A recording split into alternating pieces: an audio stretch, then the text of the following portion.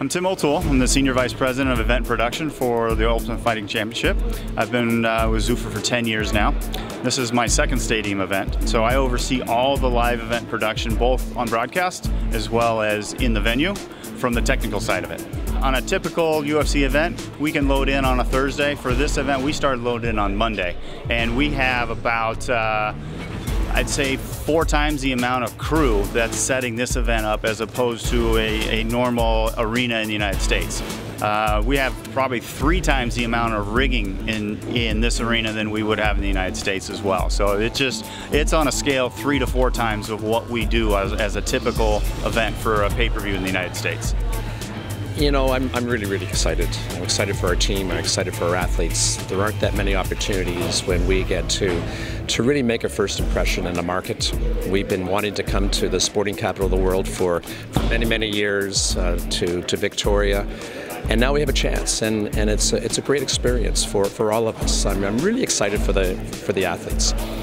There's only going to be 26 athletes that can say they were on the record-breaking UFC 193 in Melbourne. We want to make sure that everybody in the house, wherever they're sitting, has the same experience as anybody would on a lower scale show back in the United States in an NBA or NHL arena.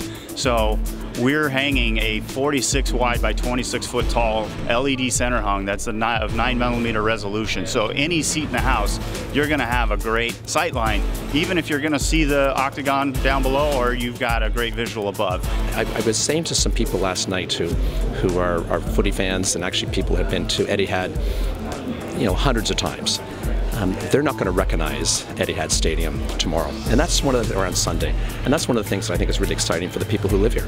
We're going to employ some virtual graphics in this show for the very first time. So we've partnered with a group here in Australia, and our first venture into offering virtual graphics. So you're going to see that a few instances in the pay-per-view, and it might be something that we start seeing throughout our broadcast in the future.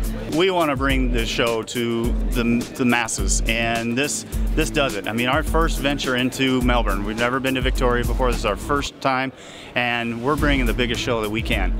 We want to do that around the world, and whether we find a stadium in Europe, back in the United States, back in Canada, we're happy to do it. We love the challenge, and we want to get the show to as many people as possible.